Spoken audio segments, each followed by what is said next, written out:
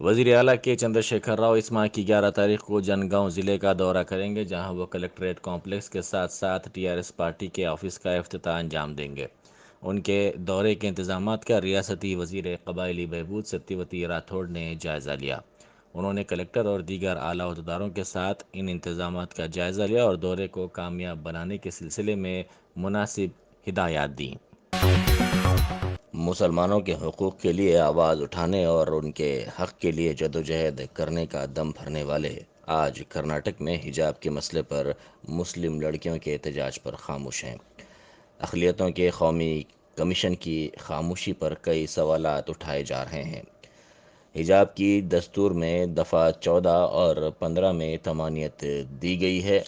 अक़लियती commission का क़याम दस्तूर के मुताबिक अक़लियतों के हकूक़ के तहफ़्फ़ुज़ के लिए किया गया था, ताहम इसकी रुकन सैयदा शहज़ादी, जिनका ताल्लुक़ ABVP से है, इस मसले पर खामोश हैं। कमीशन अक़लियतों के बुनियादी हकूक़ के तहफ़्फ़ुज़ में नाकाम हो गया है। गुज़िश्ता चंद दिनों से कर्नाटक में हिजाब के मसले पर मुस्लिम लड़कियां एहतजाज कर रही हैं, लेकिन कमीशन की जानिब से इस मसले पर हनूज़ कोई रद्द-ए-अमल सामने नहीं आया है।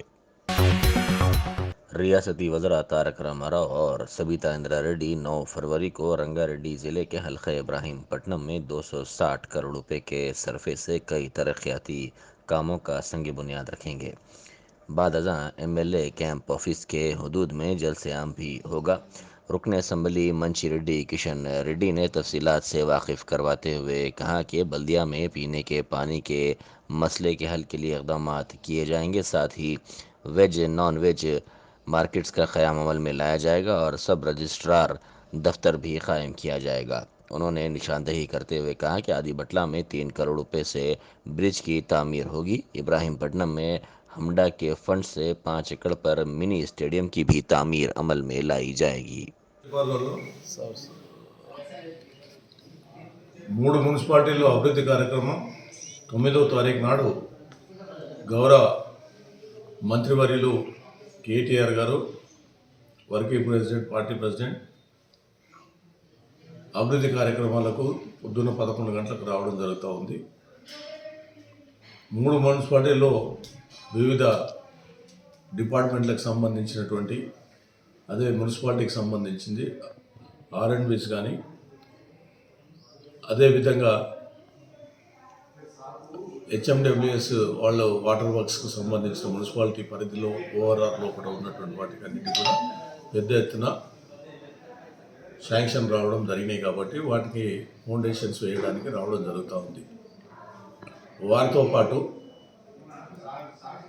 ప్రశాంత్ రెడ్డి గారు, సబితా ఇంద్రారెడ్డి గారు కూడా రావడం జరుగుతూ ఉంది. ముగ్గురు మంత్రులతో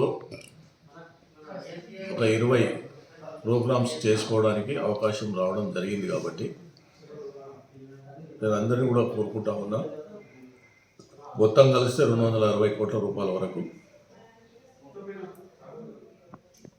కార్యక్రమాలు జరుగుతున్నాయి. ఆ రోజు నేను ప్రతి ఒక్కరికి ఇప్పుడు డ్రింకింగ్ వాటర్ మీద కానీ, R&B రోడ్స్ కానీ, వెజ్ నాన్ వెజ్ కానీ, కానీ మున్సిపల్ MRO ఆఫీస్ కానివ్వండి, అదేవిధంగా హాస్పిటల్ కోసం కానివ్వండి, RDO ఆఫీస్ కానివ్వండి, రిజిస్ట్రేషన్ ఆఫీస్ కానివ్వండి, స్టేడియం, అతిపెద్ద స్టేడియం అనేది ఈరోజు మనకు ఇలాంటి అవకాశం ఇబ్రాహీంపట్నంలో దొరికినందుకు మేము ముఖ్యంగా సంతోషపడతా ఉన్నాం. ఆ యొక్క స్టేడియానికి కూడా ఫౌండేషన్ వేసుకోవడానికి అవకాశం రావడం జరిగింది. కాబట్టి గౌరవ ప్రజాప్రతినిధులను, ముఖ్యులను, పెద్దలను, కార్యకర్తలను, నాయకులను, మహిళా తల్లులను అందరినీ కూడా ఆ రోజు రావాలని చెప్పేసి కోరుకోవడం జరుగుతుంది. అదేవిధంగా మధ్యాహ్నం 2 గంటల తర్వాత ఈ కార్యక్రమాలు అయిన తర్వాత పార్టీ సమావేశం, అంటే పార్టీ పబ్లిక్ మీటింగ్ కూడా ఉన్నది అని చెప్పేసి నేను తెలియజేస్తా ఉన్నాను. కాబట్టి ప్రతి ఒక్కరు కూడా రావాల్సిందిగా, TRS పార్టీకి సంబంధించిన వాళ్ళందరూ కూడా రావాల్సిందిగా, క్యాడరే కాదు, నాయకులు, కార్యకర్తలు అందరూ కూడా రావాలని చెప్పేసి నేను రిక్వెస్ట్ చేస్తూ ఉన్నాను. అదేవిధంగా ఈ అభివృద్ధి మున్సిపాలిటీలలో పెద్ద ఆలోచనతోటి ముందుకు పోతూ ఉన్నాం. కాబట్టి రేపు భవిష్యత్తులో కూడా ఈ మున్సిపాలిటీలు ఓఆర్ఆర్ మున్సిపాలిటీలు కానీ ఇబ్రాహీంపట్నం शहर के नवाही इलाके शामीरपेट के मौज़े याकूतपुरा केशापुर में एक 400 साल कदीम कुतुबशाही मस्जिद और बाज़ कबूर को शहीद कर दिया गया। इस वाक़े के सिलसिले में मुकामी आवाम ने बताया कि कल रात इस मस्जिद को शहीद किया गया और कबूर को नुकसान पहुंचाया गया। ये मस्जिद सर्वे नंबर 111 पर है और ये वक्फ बोर्ड के गज़ट में शामिल है। इस सिलसिले में मुकामी अफराद की जानिब से पुलिस से भी राब्ता किया गया और उन्हें तफसीलात से वाकिफ़ करवाया गया और इस वाक़े के सिलसिले में ज़िम्मेदारों के ख़िलाफ़ मुकदमा दर्ज करने की पुलिस से ख्वाहिश की गई। कमिश्नर पुलिस स्टीफन रविंद्रा ने तयक़ुन दिया कि इस सिलसिले में ज़िम्मेदारों के ख़िलाफ़ मुकदमा दर्ज किया जाएगा। बादशाह शामीरपेट पुलिस स्टेशन में मस्जिद की शहादत के सिलसिले में खातियों के ख़िलाफ़ तहरीरी तौर पर भी शिकायत दर्ज की गई। क्यों केसेस दर्ज अब ये हो रहे ना, ये तो दूसरे खरीदे वाले पहले जो बेचा, इधर सुनो आप, जो बेचा जो खरीदा उसके ऊपर केस बराबर लगाते। पेपर जो बोल रहा है उस पर काम करेंगे ना हम, हवाई फायरिंग थोड़ा ही करेंगे। मुतवल्ली है क्या जिस पे केस बुक किया गया है? किस पे? मुतवल्ली नहीं है, इनामदार बोल के जो है ये है, देखो विनोद रेड्डी बोल के है, सत्यनारायण बोल के एक है, MD शाहनवाज बोल के है। ये सब जो है मिली जुली भगत है। यही नहीं, इससे पहले भी मस्जिदा हैदराबाद में भी तोड़ के प्लाटिंग करे सो है। नामा नहीं बोलता हूँ मैं, नामा पूरा रिकॉर्ड है मेरे पास, समझे आप। मस्जिदा तोड़ के जो है ना प्लाटिंग करके जो है ना करोड़पति बने हुए हैं। बालापुर में शायद। साहब बहुत जगह है ये। साहब इसके ऊपर भी आप बात करें कि बोलते हमेशा आके मेरे पास है, मेरे पास है, मेरे पास है। आवाम का ये बोलना है कि सलीम साहब ऐसा बोल के अपने नंबर बढ़ा ले रहे हैं, मगर उनका पर्दाफाश नहीं कर रहे। एक मिनट, ना करने वाले हैं बोल रहे हैं। एक मिनट, नंबर बढ़ाने का सवाल नहीं है। नंबर अल्लाह मियाँ पहले से बढ़ाया हुआ है अपने, कोई बढ़ाने बंदे के हाथ में नहीं है, सब अल्लाह के हाथ में। नंबर बढ़ाना कम करना, इज्जत देने वाला, 2 अक्टूबर से पहले पिक्चर अभी ठहरो जी, जब हो रही है रिलीज, इज्जत देने वाला जिल्लत का ताला है, समझे आप।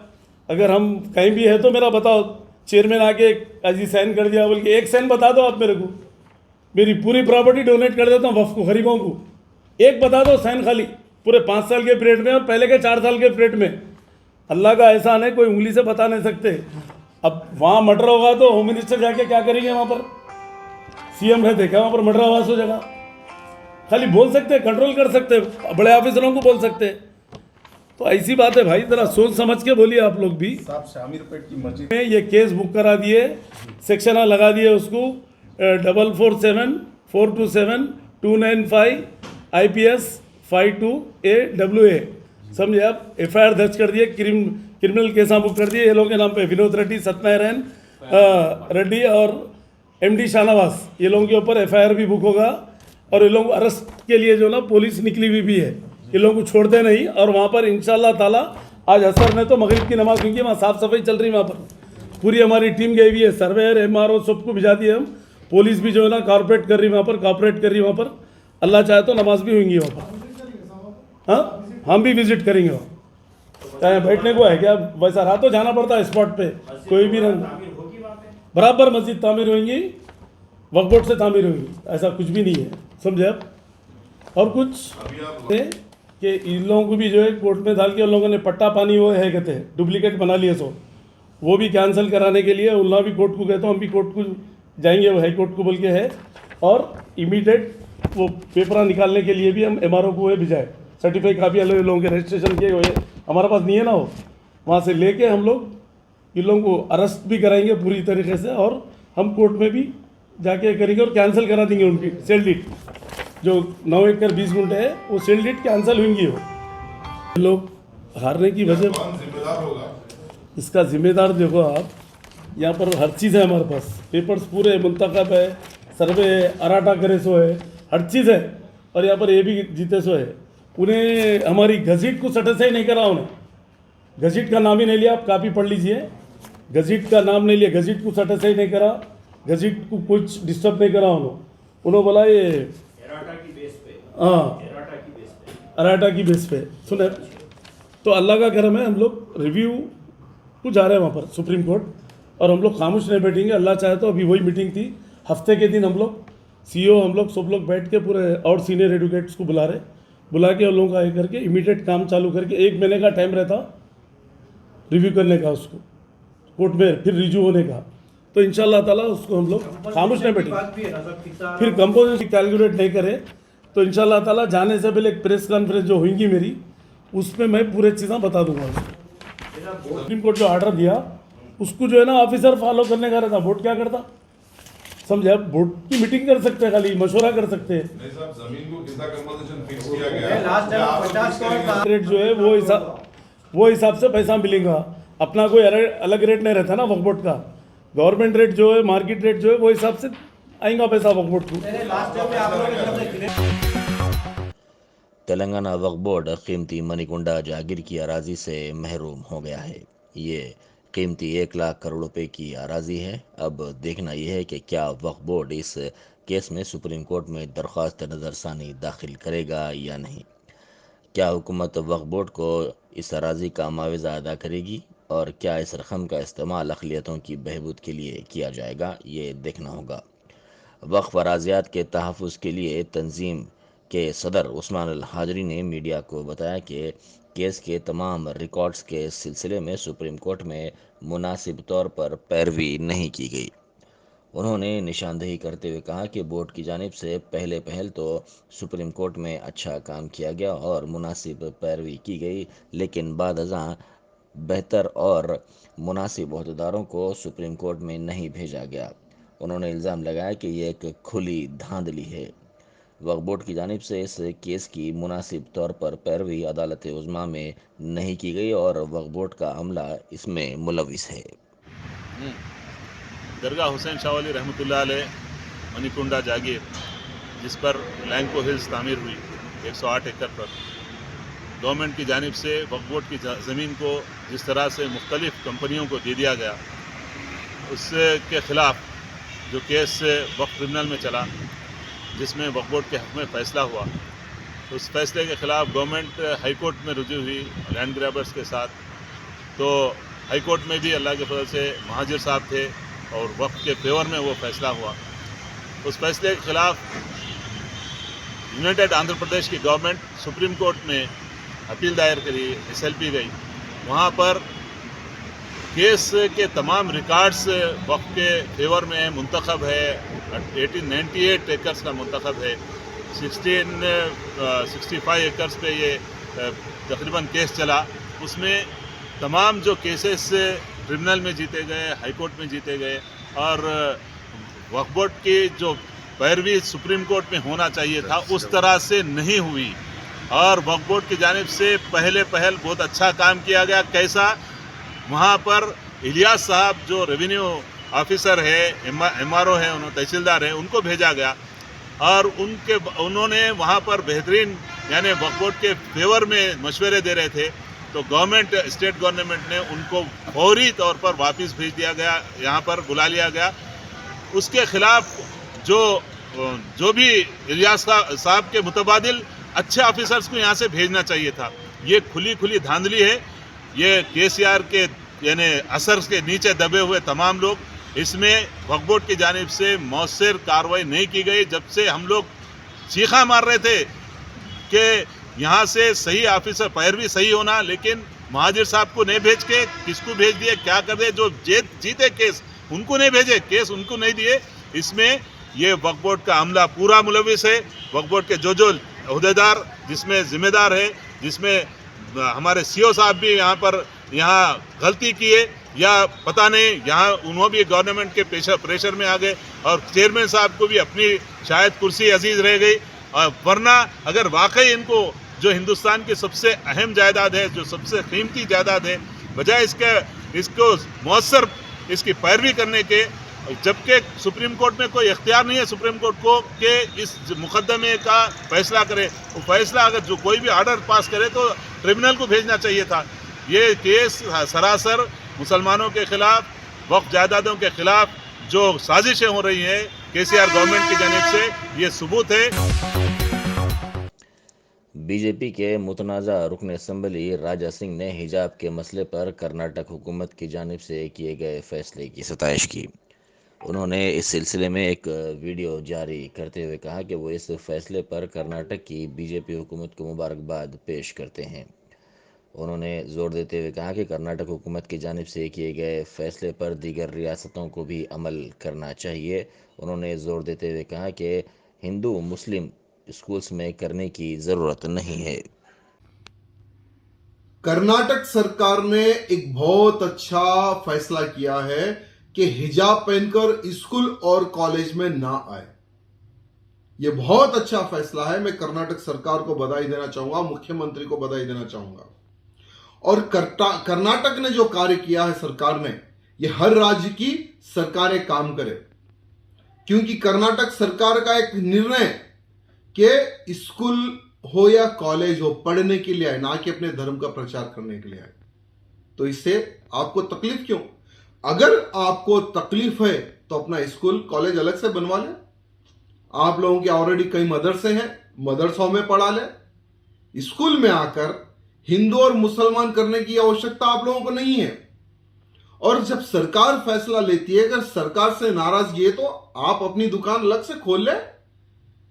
विरोध करते क्यों हो? आप मत भेजिए स्कूल और कॉलेज को। विरोध क्यों करते हो? मैं कर्नाटक के मुख्यमंत्री जी को बधाई देना चाहूंगा, साथ ही साथ हर राज्य के मुख्यमंत्री से निवेदन करना चाहूंगा, जो कर्नाटक सरकार ने जो इतना अच्छा जो निर्णय लिया है, हिजाब पर जो पाबंदी लगाई है, ये हर सरकार इस तरह का फैसला ले और हिंदू मुस्लिम स्कूल हो या कॉलेज हो, इससे खत्म करे।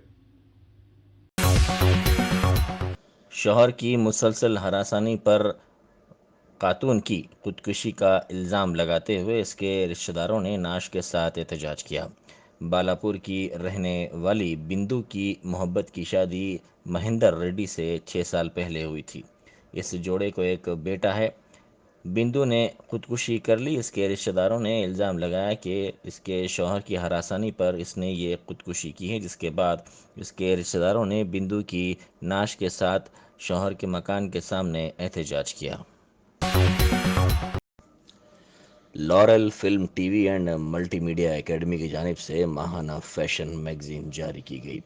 इस मौके पर अदाकार ज़फ़र खान और सीईओ अब्दुल फ़हीम ने मीडिया को तफसीलात से वाकिफ़ करवाते हुए कहा कि इस मैगज़ीन के लिए नए चेहरों की ज़रूरत है, इसलिए मॉडल कास्टिंग इवेंट मुनक़िद की जाएगी जो अनमोल होटल सेक्रेटेरिएट में होगी। इसमें नौजवानों के लिए बेहतर मौका होगा, जहां वो फैशन इंडस्ट्री में अपनी सलाहियत और हुनर दिखा सकेंगे। ये एक अच्छा प्लेटफॉर्म और सुनहरी मौका है। उन्होंने कहा कि मोबाइल के ज़रिए लॉरेल ऑडिशंस को डाउनलोड करते हुए फॉर्म दाखिल किया जा सकता है और रजिस्ट्रेशन फ़ीस अदा की जाए जो 1000 रुपये है। उन्होंने कहा कि फ्रेशर्स के लिए ये एक अच्छा मौका है। एक दिन पहले वर्कशॉप भी होगा जिसमें रिहर्सल की जाएगी और तमाम तरह की रहनुमाई भी की जाएगी।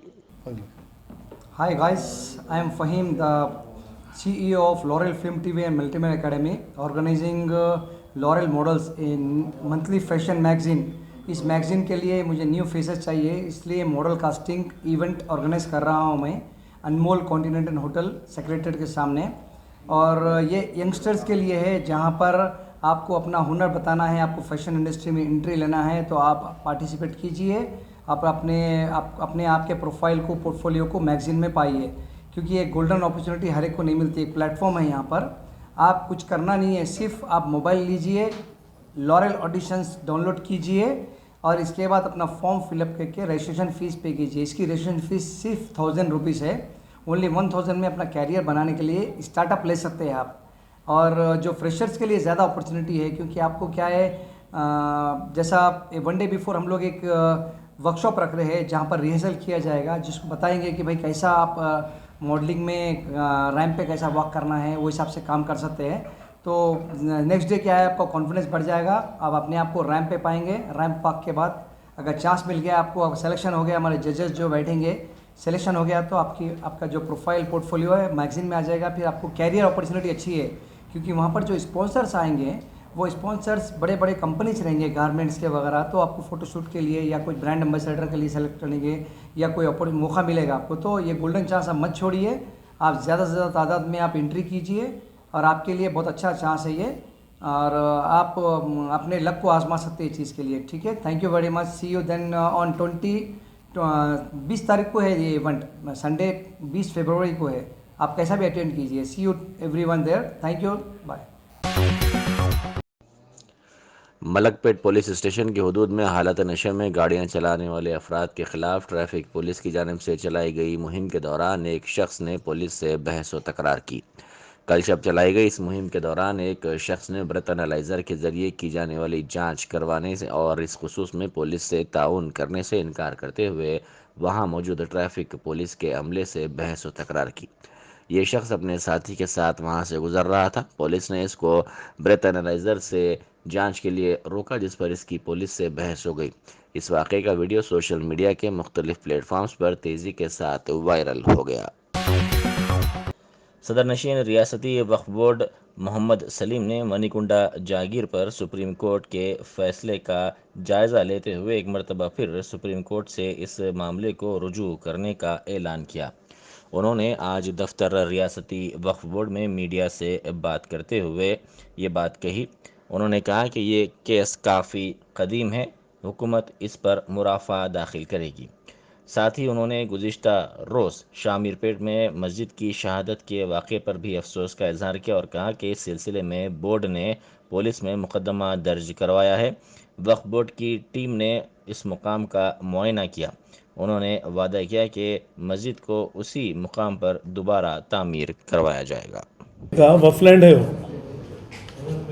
ऑलरेडी जो है उसका मुंतखब है, गजीट है, सर्वे रिपोर्ट है, हर चीज़ है। ये देखो आप, तो हम लोग जो है ना अभी आज रिव्यू करें पूरे स्टैंडिंग काउंसिल को बुला के, हाई कोर्ट के वगैरह के, फिर सुप्रीम कोर्ट से भी ऑनलाइन बात करें। बात करके हम लोग जो है ना वहाँ पर भी कंसल्ट कर रहे और सीनियर को लगा के जो है ना फिर अपील को जाएंगे हम लोग, फिर वहाँ पर रुजू होके उसको छोड़ेंगे ना, हम खामोश नहीं बैठ सकते हो। वफलैंड ऑलवेज वफ रहता, क़यामत तक वफ रहता हो। कुछ भी मैनेज करके कुछ भी वहाँ पर कर लिए तो हमारे को उससे मतलब नहीं है, हम वो लैंड को छोड़ेंगे नहीं। वफ ट्रिब्यूनल में भी हमारे फेवर में हुआ था, हाई कोर्ट में भी हमारे फेवर में हुआ था। फिर उसके बाद में वहाँ जाके जो है वहाँ पर क्या करे वो नहीं मालूम, मगर हम लोग हर चीज़ डॉक्यूमेंट है, हमारे को परेशानी की ज़रूरत नहीं है। हमारे पास एक एक डॉक्यूमेंट है, हर चीज़ का डॉक्यूमेंट है, पूरी इतनी फाइल है उसकी। फाइल कहाँ है उसकी? अगर सीएम केसीआर अगर सेक्युलर होते इधर सुनिए आप, तो 20 जरा नहीं साहब, आप इसका जवाब दीजिए। इधर आप देता मैं तकरीर में बोलते आप केसीआर सेक्युलर है बोले तो बिल्कुल सेक्युलर है। इधर सुना, अब ये है सुप्रीम कोर्ट को तो कोई रोक नहीं सकते ना। जज को फैसला सीएम का रोल नहीं रहता वहाँ, फैसला गवर्नमेंट के पास आया ना साहब, केसीआर गवर्नमेंट के हक में आया। इधर सुनिए आप, केसीआर गवर्नमेंट रहो या कोई भी गवर्नमेंट रहो, ये पहले से चलते हुए आ रहा सो है। कांग्रेस गवर्नमेंट में भी दिए जमीना, टीडीपी गवर्नमेंट में भी उठा के दिए जमीना, जमाने से चलते हुए आए। ये जो है ना मतलब वफ नहीं है समझ के जो है ना मतलब इनाम लैंड है, वो लैंड है, ये लैंड है बोल के चला ये लोग, मगर ये वफ लैंड है। मैं बोल रहा हूँ आपको, इंशाल्लाह ताला ये क़यामत तक वफ रही थी। फिलहाल खुश हो जाने का नहीं है जीते बोल के, वैसा कुछ भी नहीं है। वो टेक्निकल टाइप में दिया उन्हें ऑर्डर, उसके अंदर जो है ना कंपोजिशन दे बोल के भी एक ऑर्डर दिया, 4-5 ऑर्डर है वो। तो उसको हम लोग जो है ना अल्लाह चाहे तो हम लोग जो है सुप्रीम कोर्ट को फिर रिव्यू करेंगे। अभी मैं सुप्रीम कोर्ट एडवोकेट से भी, हम लोग स्टैंडिंग काउंसिल भी यहाँ हमारे हाई कोर्ट के वफ ट्रिब्यूनल के सबसे हम लोग मशवरा करें, फिर हम लोग सुप्रीम कोर्ट एडवोकेट से भी मैं अभी बात करें सबके सामने हम। उसके बाद में उन्होंने भी बोले कि ठीक है अपन रिव्यू करेंगे इसको, फिर जाएंगे इसको सुप्रीम कोर्ट में रुजू होंगे हम लोग खामोश तो नहीं बैठेंगे इसको, क्योंकि हमारे को अल्लाह को जवाब देना है, या किसको भी जवाब देना नहीं है, अल्लाह से डर के करना है। ये एक चीज़ है। रही दूसरी चीज़ जो है शामीरपेट की मस्जिद, शामीरपेट में ख़दीम मस्जिद और क़ुबूर को शहीद करने के वाक़े के ख़िलाफ़ दफ्तर रियासती वक्फ बोर्ड में रहमत बेग इंचार्ज राजेंद्र नगर की क़यादत में मजलिसी कारकुनों ने एहतजाज किया और हुकूमत के ख़िलाफ़ नारेबाजी की। एहतजाजियों ने अपने हाथों में सियाह परचम थाम कर सदर नशीन रियासती वक्फ बोर्ड मोहम्मद सलीम के ख़िलाफ़ नारेबाजी भी की।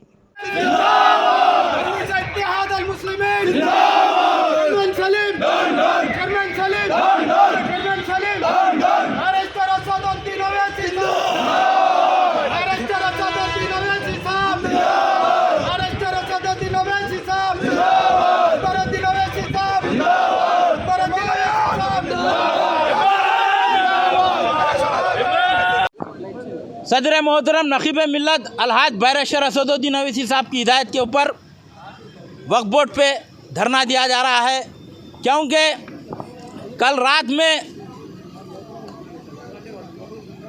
लैंड ग्राबर्स कुतुब शाही मस्जिद शामीरपेट याकूतपुर में